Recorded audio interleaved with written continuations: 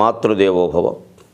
అమ్మయటన్న మాట సుమహారమునందున తావియై మనోజ్ఞమ్మగు పూలమాలయై చల్లని పుష్పమునై సుమమ్ములందమ్ముల జిమ్ము తోటయై దాగుడు మూతల వెన్న దొంగయై కమ్మగ నెమ్మదిన్ నిలిచి కైతలలో కలకండలద్దెడిన్ అమ్మయటన్న మాట.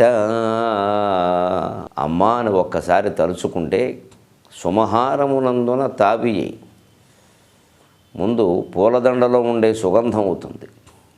మనోజ్ఞమ్మకు పూలమాలయ్యి తర్వాత ఆ సుగంధానికి మూలమైన పూలదండే తానవుతుంది. సుమమ్ములు అందమ్ములు జిమ్ము తోటయ్యి చల్లని పుష్పమునై తరువాత ఆ దండకి మూలమైన పువ్వు తానవుతుంది. తరువాత ఆ పువ్వులకు మూలమైన తోట తానవుతుంది. దాగుడు మూతల వెన్న దొంగయ్యై తర్వాత ఆ పూల తోటలో దాగుడు మూతలాడుకునే బాలకృష్ణుడై కమ్మగ నెమ్మదిన్ నిలిచి కైతలలో కలకండలద్దెడిన్. ఆ భావన భగవత్ స్వరూపమై మనస్సులో నిలిచి మనం మాట్లాడే మాటలని కవితాపరంగా చేసేటువంటి సిద్ధి కలిగిస్తుంది. అమ్మయటన్న మాట సుమహారమునందున తావియై మనోజ్ఞమ్మగు పూలమాలయై చల్లని పుష్పమునై సుమమ్ములందమ్ముల జిమ్ము తోటయై దాగుడు మూతల వెన దొంగయై కమ్మగ నెమ్మదిన్ నిలిచి కైతలలో కలకండలద్దెడిన్ అమ్మయటన్న మాట.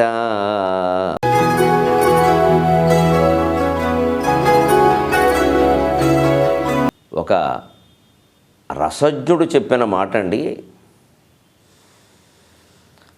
నాకు కాళిదాసు కవిత్వం ఉంటే మోక్షం అక్కర్లేదు, ఎన్ని జన్మలెత్తడానికైనా సిద్ధం అన్నట్టు. సో కవితా యద్యస్తి రాజ్యేనకిం అని ఒక మహారాజు భోజ మహారాజే స్వయంగా అన్నాడు. అసలు మంచి కవిత్వం ఉంటే రాజ్యం ఎందుకండి అన్నాడు.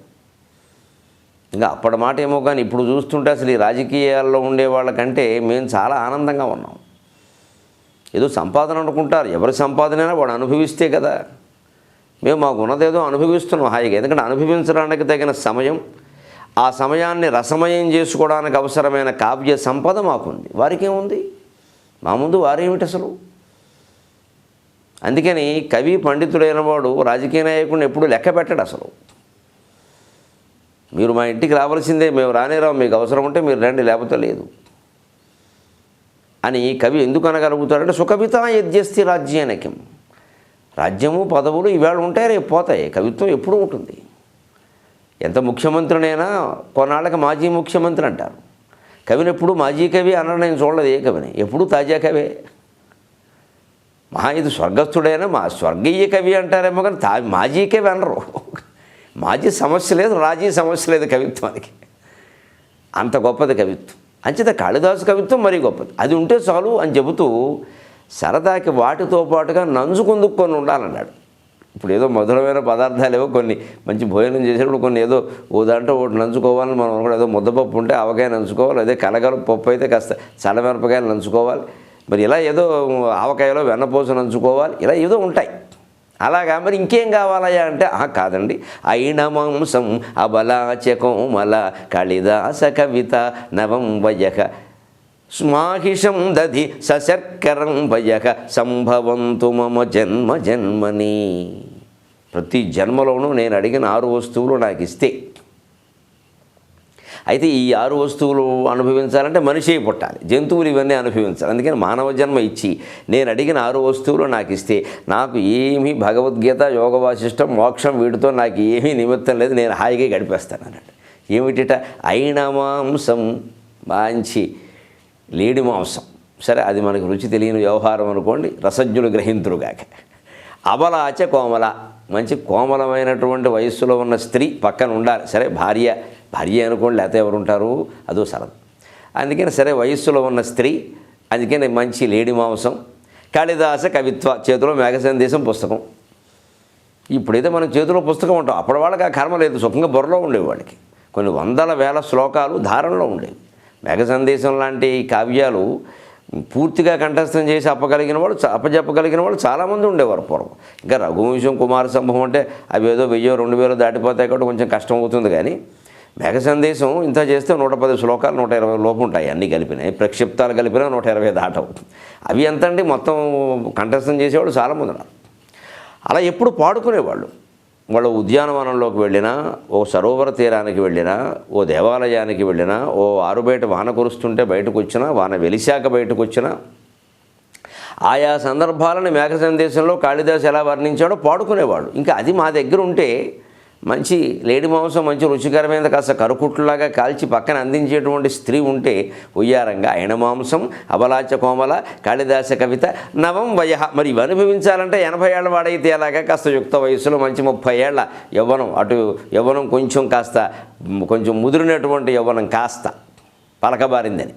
అందుకని కాస్త ముదిరినటువంటి యవ్వనం ఉంటే ఇంకొకటి అడుగుతున్నాడు, మాహిషం దధి, మంచి గేదె పెరుగు, ఎర్రగా కాచిన పెరుగు అంటున్నాడు. ఈ ఎర్రగా కాచిన పెరుగు అనేది అసలు ఇప్పుడు వాళ్ళకి అర్థమయ్యే సమస్య లేదు. ఎందుకంటే ఇప్పుడు ఆ వాతావరణమే లేదు. పాల ప్యాకెట్లు అందులో నిల్వ ఉండడం కోసం ఏవో రసాయనాలు కలపడం, అవి అసలు పెరుగు అవ్వనే అవ్వవు. పైగా అందులో వెన్న తీసేసాం, సో అన్నీ తీసేసి ఇంక అన్నీ తీసేసాక ఏముంది, ఒకటి నిర్జీవ పదార్థం అది. దానికి మనం లీటర్కి 40 రూపాయలు ఇచ్చుకుంటున్నాం. అదేమి లేదు. పూర్వం అలాగా గేదె పాలు అలా పిండి పట్టుకురాగానే పాలదాలిలో పెట్టి కాచేవారు. ఆ పాలదాలి కూడా ఎక్కడ ఉండేదంటే, పాలదాలి అంటే పాలు కాచేటువంటి కిటికీ లాంటి పొయ్యి. అది కిటికీ ఆకారంలో ఉండేది, దానికి తలుపులు ఉండేవి. అదో అలమర లాంటి పొయ్యి, అది పొయ్యి. అది దాన్ని గోడలో పెట్టేవారు. గోడలో మంచి మధురు గోడ అనేవారు. ఇంటి చుట్టూ పెట్టగోడలో మధురు గోడ కట్టేవారు. ఆ మధురు గోడ మీద ఇలా తాటాకులు ఇలా ఉండేవి, నీళ్లు పడితే జారిపోయేలాగా. ఆ మధురు గోడ బాగా ఎత్తు తక్కువ ఉంటుంది, పొడవు వెడల్పు ఎక్కువ ఉంటుంది. ఆ వెడల్పుగా ఉండే గోడ కాబట్టి అందులో కొంత తవ్వి ఈ పొయ్యి లాంటి దాన్ని అందులో పెట్టేవారు. దాని కింద ఎప్పుడు ఆ నిప్పు అలా ఉండేది. అది ఎప్పుడు గోడ అంటుకుపోయేలా ఉండేది కదా. పైన తాటాకులు, మళ్ళీ కింద పొయ్యి. చూడండి విచిత్రం, ఎప్పుడు ఏ ప్రమాదం జరగలేదు. ఈ పాలు పైగా ఒక్కొక్కడికి శుభ్రంగా 4-5 గేదెలు కనీసం ఉండేవి. అందుకని అందులో 2-3 ఆవులు మళ్ళీను. ఈ 10 గేదెల పాడి ఎక్కడికి పోతుంది, శుభ్రంగా పెద్ద కుండలో పోసేవాడు. అవి కాగుతూ ఉండగా మళ్ళీ దొడ్లోంచి ఆ పాలు బితికి పట్టుకొచ్చిన కొత్త గిన్నెలో పాలు మళ్ళీ ఈ కుండలో పోసేసేవాడు. అవి అలా కాగుతూనే ఉండేవి. ఆ పాల మీద ఆ కొంచెం లేత ఎరుపు రంగు వచ్చినప్పుడు కాస్త మేకడ కడుతుంది. అది అద్భుతమైన రుచి. అసలు ఇంక వేరే పంచదార అవసరం లేదు. అటువంటిది మాహిషం దధి. ఆ పెరుగు, ఆ పాలు కనుక కాచితే అది కాస్త తోడు పెడితే అది కాస్త పెరుగు అయితే ఆ పెరుగు యొక్క రుచి వేరు. అటువంటి పెరుగు సశర్కరం పయ్యక, మంచి పంచదార వేసి వెండి గిన్నెలో, వెండి గ్లాసులో ఇచ్చినటువంటి పాలు. ఈ 6 పదార్థాలు ఉంటే సంభవంతు మమ జన్మని ప్రతి జన్మలోనూ నాకు ఇవి కలిగేటట్టు చేయవయ్యా, నీ మోక్షం ఎవడికి కావాలన్నాడు. మోక్షం అంటే ఏమిటి, శరీరం ఉండదు, మనస్సు ఉండదు, ఏమీ ఉండదు, మనం అనే భావన కూడా ఉండదు. ఆయనలో కలిసిపోతాం. ఆయనలో కలిసిపోతే మనకు వచ్చేది ఏమిటి, విడిగా ఉండి ఆనందిస్తే కానీ. అంచేత లోకంలో ఉండే సుఖభోగాలలో అశాశ్వతమైన తెలుసుండు కూడా అత్యున్నతమైనవి అన్న పట్టికలో కాళిదాసు కవిత్వాన్ని చేర్చాడు. ఇది చమత్కారం ఇందులో. అయిన మాంసమబలాచ కోమల కాళిదాస కవిత నవం వయక మాహిషం దధి సశర్కరం పయక సంభవంతు మమ జన్మని. ఇందులో కాళిదాసు కవిత్వానికి మంచి రుచికరమైన పదార్థాలు, అంతకంటే రుచి కలిగించేటువంటి అమ్మాయిని పెట్టాడు అక్కడ పోలికగా. అంటే కవిత్వం అంత రుచికరంగా ఉంటుంది. పైగా ఈ పదార్థ సేవనం కవిత్వంతో కలిపి కాకపోతే రుచికరంగా ఉండదు. అంటే కవిత్వం మధురంగా రుచి కలిగిన పదార్థాలలో ఒకటి. దాన్ని కనుక ఆస్వాదించడానికి తగిన సమయాన్ని మనం ఏర్పాటు చేసుకుంటే అసలు ఈ ఉద్యోగాలు, సంపాదనలు అనే దాని మీద దృష్టి ఉండదు. పూర్వకాలం స్త్రీలు చాలామంది ఇళ్లలో ఉండి రామాయణ భారతాలు, భాగవతాలు ఇవి చదువుకుని చాలా ఆనందంగా గడిపించేవారు. మధ్యాహ్నం శుభ్రంగా వాళ్ళకు ఒక 2-3 గంటల ఖాళీ దొరికేది. ఆ 2-3 గంటలు కూడా ఈ పురాణాలు, కావ్యాలు ఎవరో ఒకరు చదవడం, మిగిలిన వాళ్ళు వినడం, కాస్త అందులోనే కొంచెం అర్థం తెలిసిన వాళ్ళు చెప్పేవారు. చదువుతున్న కొద్దీ వాళ్ళ పాండిత్యం కూడా పెరిగేది. అందుకని శుభ్రంగా ఉచ్చారణ లోపం లేదు, వ్యాఖ్యానం లోపం లేదు, హాయిగా ఉండేవారు. వాళ్ళ జీవితాలు బాగుండేవి. ఇవాళ మనం అదేదో ఇంట్లో ఉండడం అనేది ఒక అవమానకరంగా భావించి బయటికి వెడితే తప్ప గొప్పవాడు కాదని, అందులో బయటికి కూడా సంపాదన కోసమే వెళ్ళాలి, పోనీ ఆనందం కోసం కాదు, ఆస్వాదన కోసం కాదు, సంపాదన కోసమే అని భావించి మన జీవితాన్ని మనం ఒక రకంగా బందిఖానాలో పెట్టుకున్నాం. ఎక్కడ సమయం లేకుండా పోయింది. దీనికి తోడు ఇదివరకు మనం వాళ్ళు బందిఖానాలో ఉన్న వాళ్ళు లేరు, వాళ్ళు ఎక్కడున్నా మనస్సు హాయిగా స్వేచ్ఛగా ఉంది. ఇప్పుడు మనం ఎక్కడెక్కడో ఉన్నాం తప్ప మనస్సు స్వేచ్ఛగా లేదు. అక్కడ ఆ కార్యాలయంలో ఉన్నప్పుడు భార్యాలయానికి పోదామనిపిస్తుంది, భార్యాలయంలో ఉన్నప్పుడు కార్యాలయానికి పోదామనిపిస్తుంది. అంటే ఎప్పుడూ మనకు స్వేచ్ఛ లేదన్నట్టే కదా. ఇది ఎందుకు అనేది ఒక్కసారి ఆలోచన చేయాలి. అలాగే ఈ వారం ఒక మంచి కాళిదాసు విషయం చెప్పుకున్నాం కాబట్టి మరి సరసమైనటువంటి పద్యాలు ఉంటేనే తెలుగులో కూడా చాలా అందంగా ఉంటుంది.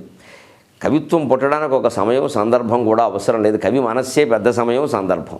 ఆయన మనస్సు రసమయమైతే ఏ సందర్భంలోనైనా కవిత్వం పుడుతుంది. ఒకసారి బెంగళూరు విమానాశ్రయంలో నేను నిలబడి ఏదో ఊరు వెళ్ళడం కోసం చూస్తూ ఆ బోర్డింగ్ పాస్ ఇచ్చే వరుసలో ఉన్నాను. నేను వరుస ఏదో చాలామంది ఉన్నారు, 25 మంది నిలబడ్డారు. ఆవిడ ఏదో కొంచెం 2-3 విమానాలు రద్దు అయినాయి, అందుకని ఎక్కువ మంది నిలబడ్డారు. నా ముందు ఒక ఆవిడ నిలబడి ఉంది. ఆవిడ మంచి పొడుగైన జడ, ఇలా పొడుగ్గా ఉంది శుభ్రంగా. అసలు ఆ పొడుగు జడం చూస్తే మనకి పద్యాలు ఆగవు. ఇప్పుడెవరు కనపట్ల, అన్ని కొత్తిమీర కట్టలే ఏమున్నాయి కనుక ఉన్న కోరికలు ఉన్న సరదాలు కూడా పోతాయి. అంత పొడుగు జడ చూశాను నేను, ఆశ్చర్యపోయాను. ఇంత పొడుగు జడ ఉన్న వాళ్ళు ఎక్కడైనా ఉన్నారు? ఎంత చేస్తే ఆవిడకు 30-35 ఏళ్ళు వయస్సు కూడా ఉండదు. ఆ పొడుగాటి జడలో మల్లెపూలు, కనకాంబరాలు, గులాబీలు, బంతిపూలు, ఇన్ని పూలు పెట్టింది ఆవిడ. అసలు ఈ రకమైన మనిషిని ఎక్కడ చూడవరా బాబు అని పక్క చూడడానికి మొహమాటం. పక్కన ఏమన్నా వారి శ్రీవారు ఉన్నారేమో మనకి తెలియదు, అసలు వారు ఏమిటో మనకి తెలియదు విషయం. కానీ చూడకుండా ఉండలేం, చూశాక కవిత్వం చెప్పకుండా ఉండలేం. ఇప్పుడు కవి అంటే అంతే కదా. సరే ఆవిడకి చెబితే పరిస్థితి ఎలా ఉండదు, కానీ నాలో నేను కొనుక్కున్న పద్యం కూడా మీకు చెబుతాను సరదాగా. ఎందుకంటే చలికాలంలో హేమంత ఋతువులో మీరు వింటున్నారు ఈ 193వ భాగాన్ని. చాలా సరదాగా ఉంటుంది దంపతులు కనుక ఎటువంటి పద్యాలు పాడుకుంటే. నాకు ఆ మల్లెపూలు, ఆ గులాబీ పూలు, ఆ ముద్దబంతి పూలు, ఆ కనకాంబరాలు, ఇవన్నీ 4 రకాల రంగులు కదా. మల్లెపూలు తెల్లగా ఉంటాయి, కనకాంబరాలు ఎర్రగా ఉంటాయి, ముద్దబంతి పూలు పసుపచ్చగా ఉంటాయి. ఈ గులాబీ పూలు అదొక రకమైన గులాబీ రంగు అంటారు. దాని రంగుకే దానివల్ల పేరు వచ్చింది గులాబీ రంగు అంటారు. గులాబీ రంగులో ఉంటుంది. 4 రంగుల్లో ఆ జడలో విరిసిపోతూ ఉంటే, పైగా ఈ వరసలో నిలబడినటువంటి ఇబ్బందిని మర్చిపోవాలంటే కవిత్వాన్ని ఆశ్రయించాలి. నేను సాగర ఘోష అని ఒక మహాకావ్యం రాశాను 1116 పద్యాలతో. దాని ఆవిర్భావం చెబితే చాలా విచిత్రంగా ఉంటుంది. నందిగామలో అవధానం చేసి కృష్ణా జిల్లాలో కాకినాడ వరకు బస్సులో ప్రయాణం చేశాను. నేను విజయవాడ వరకు వారు కారులో దింపారు. అక్కడి నుంచి బస్సు ఎక్కాను. నిన్ను కూర్చుందుకు చూడలేదు. ఎప్పుడో 2000 సంవత్సరంలో మాట ఇది. కూర్చుందుకు చూడలేదు. అప్పుడు మన మొహం చూసి అప్పుడు సీట్ ఇవ్వడానికి మనం ఇంత ప్రసిద్ధులమో కాదు. ఇప్పుడే అనుమానం, అప్పుడు మరీ కష్టం. అందుకని తెల్లవారు నిలబడాలి. విజయవాడ నుంచి కాకినాడ అంటే కనీసం 7-8 గంటలు బస్సులో నిలబడాలి. ఈ బాధ భరించలేక ఏదైనా కవిత్వంలో కడదామని సముద్ర వర్ణన చేద్దామని సముద్రం వర్ణన మీద అలా 10-15 పద్యాలు చెప్పుకుంటూ పెడితే అది చివరికి సాగర ఘోష కావ్యం కింద మారి ఒక విచిత్రమైన రూపుదిద్దుకుని 1116 కావ్యాలు, ఈవేళ 3000 కావ్యాలు, 3000 సీడీలు మొత్తం ప్రపంచం అంతటా మోగుతున్నాయి. అప్పుడు ఇంగ్లీషులో కూడా అది అనువాదం అయింది. దాన్ని సచిన్ టెండూల్కర్ గారు ఆవిష్కరణ చేస్తున్నారు. బ్రహ్మాండంగా అది ప్రచారం కాబోతుంది. ఇంత యోగం పడ్డానికి కారణం బస్సులో 8 గంటలు నిలబడ్డం. ఆ బాధ మర్చిపోవడానికి నేను కవిత్వం మొదలుపెట్టాను. అలా ఇక్కడ కూడా ఏం నిలబడతాం, విసుగొస్తుంది అంటూ చూస్తుంటే ఎదురుగా అన్ని రకాల పూలు కనపడగానే ఓ మంచి పద్యం వచ్చింది. ప్రేమ గుడ్డి దియైన భామ మంచి దియను నల్లని జడలోని మల్లె పూలు. ఒక్కొక్క పూలు ఏమి సందేశం ఇస్తున్నాయంటే, ప్రేమ గుడ్డిది అయిన భామ మంచి దియను నల్లని జడలోని మల్లె పూలు. అంధకారంబునందరుణోదయంబన కనకాంబరంబుల కాంతి యొప్పు. అంధకారంబునందరుణోదయంబన కనకాంబరంబుల కాంతి యొప్పు. పెదవి పైన నెగాదు వెనుకనైనను చూడ ముద్దు ముచ్చటయనన్ ముద్దబంతి. పెదవి పైన నెగాదు వెనుకనైనను కూడా ముద్దు ముచ్చటయను ముద్దబంతి. ముద్దునిచ్చును లేక ముళ్ళు గురుచును, ముద్దునిచ్చును లేక ముళ్ళు గురుచును, కానీ ఎగదిగ చూచెన సిగ గులాబీ. ముద్దునిచ్చును లేక ముళ్ళు గురుచును, కానీ ఎగదిగ చూచెన సిగ గులాబీ. వెనుకనే ఎంత సౌందర్య ఘనతయున్న ముందు చూచిన మరి ఎంత ముచ్చటగును. వెనకనే ఎంత సౌందర్య ఘనతయున్న ముందు చూచిన మరి ఎంత ముచ్చటగును. అందులకే ఏమో మనవారలనుచునుంద్రు, అందులకే ఏమో మనవారలనుచునుంద్రు. ముందు చూపది బ్రతుకులో ముఖ్యమనుచు, ముందు చూపది బ్రతుకులో ముఖ్యమనుచు. అందుకని ఏమో మనవారలనుచునుంద్రు. ఎంత కాలక్షేపం అండి. ఇప్పటి వరకు ఆవిడ మళ్ళీ కనపడలేదు. అప్పుడు కూడా ఆవిడకి నేను ఈ పద్యం చెప్పలా. కేవలం వరసలో నిలబడి నాలో నేనే అనుకున్నా, నాలో నేనే కొనుక్కున్నా. కానీ అప్పటి నుంచి ఇప్పటి వరకు నేను తలుచుకున్నప్పుడల్లా ఆ రూపం, ఆ భావన, ఈ కవిత్వం నన్ను ఎంత మురిపింపజేస్తుంది, మిమ్మల్ని కూడా ఆనందింపజేయడం కోసం చెప్పాను. వ్యక్తులు ముఖ్యం కాదు, వారెవరో మళ్ళీ మనం కలవడం, ఆవిడకి చెప్పడం, ఆ చెప్పిన దగ్గర నుంచి చాలా చికాకులు వస్తాయి. అసలు అది పనికిరాదు, చెప్పకూడదు, చెప్పక్కర్లేదు. అందుకే లలిత కళల్లో కవిత్వం ఎందుకు గొప్పది అంటే, ఎవరి ఆనందంతోనూ నిమిత్తం లేకుండా మన మనస్సులో కలిగిన ఒక మధురమైన భావనతో మనమే ఆనందంలో ఉంటాం. ఆత్మానందానికి బాగా చేరువుగా తీసుకెళ్ళగలిగింది కవిత్వానందం. అందుకే రసానందాన్ని బ్రహ్మానంద సబ్రహ్మచారి అన్నారు. ఇది బ్రహ్మానందానికి సహాధ్యాయి, సబ్రహ్మచారి. సబ్రహ్మచారి అంటే క్లాస్మేట్ అని అర్థం. ఎందుకన్నారు అంటే, సంగీతం అంటే మనం ఎంత పాడుదామని మనసులో ఆనందించవచ్చు, కానీ ఇంకోటి వింటే బాగుండు అనిపిస్తుంది. పైగా పక్క వాయిద్యాలు ఉండాలి సంగీతానికి, మామూలుగా కంటే పక్క వాయిద్యాలు ఉండాలి. అలాగే నాట్యానికి సరే పెద్ద వేదిక, అమ్మో రంగులు, చాలా హడావుడు ఉండాలి. శిల్పానికి పెద్ద గోడ ఉండాలి, ముందు అనుమతించాలి ఆ గోడ మీద చెక్కడానికి. శిల ఉండాలి కదా. చిత్రలేఖనం వేయాలన్నా ఓ గొడ్డో, కాగితమో, గోడో ఏదో ఒకటి ఉండాలి. ఏమీ లేకుండా గాలిలో వేయాలి కదా. ప్రతిదానికి ఆధారం కావాలి. ఏ ఆధారమూ లేకుండా, అసలు శబ్దాలతో కూడా పని లేకుండా మానసికమైన భావనతోనే ఆనందింపజేయగలిగింది కవిత్వం. ఆ మనోభావానికి కాస్త తర్వాత మెట్టే ఆ మనస్సు రద్దయితే దొరికేదే మోక్షం. అందుకని బ్రహ్మానంద సబ్రహ్మచారి అని అర్థం. ఇందులో చూడండి ఎంత సరదా అయినటువంటి భావన అల్లగలిగామో. ఆ నిలబడిన శ్రమ మర్చిపోయేలాగా మనసు సమయాన్ని రసమయం చేసుకుంటూ, నల్లని జడలోన మల్లె పూలు ప్రేమ గుడ్డిది అయిన భామ మంచిదియను, నల్లని జడలోని మల్లె పూలు. సాధారణంగా ప్రేమలో పడినప్పుడు మనం లవ్ ఈజ్ బ్లైండ్ అంటూ ఉంటాం. ఎవరిని చూసి ప్రేమలో పడతామో తెలియదు. ప్రేమ గుడ్డిదే కావచ్చు, కానీ అమ్మాయి చాలా మంచిదని చెబుతున్నాయి. ఎందుకంటే నల్లని జడలో మల్లెపూలు, జడ నల్లగా ఉంది. నలుపును మనం ఏదో చెడుకి సంకేతంగా భావిస్తాం, చీకటికి. మరి మల్లెపూలు తెల్లదనానికి, మంచికి సంకేతంగా భావిస్తాం కదా. నల్లని జడలో మల్లెపూలు ఉండగాలేంది, ప్రేమ గుడ్డిదైతే మాత్రం అమ్మాయి మంచిది కాకూడదా అన్నట్టుగా నల్లని జడలో మల్లెపూలు నాకు చెబుతున్నాయి. మరి కనకాంబరాలు ఎర్రగా ఉండేవి ఏం చెబుతున్నది కూడా ఎరుపు కాదు, బాలసూర్యుడు రంగులో ఉంటాయి. అంధకారంబునం దరుణోదయం వన కనకాంబరంబుల కాంతి యొప్పు. ఆ నల్లని జడ ఇలా అలాగా గుదిగుచ్చిన అంధకారంలో ఉంది. ఆ గుదిగుచ్చిన అంధకారంలోంచి బాలసూర్యుడు ఉదయిస్తున్నట్టుగా ఈ కనకాంబరం పూల గుత్తి కనిపిస్తుంది. వహంతి సింధూరం ప్రబల కబరీ భారతి మిరద్విషాం బృందైర్బందీకృతమివ నవీనార్క కిరణం. అమ్మవారి యొక్క జడ, కేశపాశం మొత్తం నల్లని చీకటలా ఉందని, ఆ సింధూరపు రేఖలోంచి మధ్యలో సింధూరపు రేఖ అప్పుడే ఉదయించిన బాలకిరణంలా, బాలసూర్యకిరణంలా ఉందని శంకరాచార్య స్వామి వర్ణించారు. అందుకని అటువంటి భావన అంధకారంలో అరుణోదయంలా ఉందయా అన్నాం. తర్వాత ముద్దబంతి వెనకనై నెనగాదు ముందు పెదవిపై నెనగాదు వెనుకనై నెనుగోడ ముద్దు ముచ్చటయను ముద్దబంతి.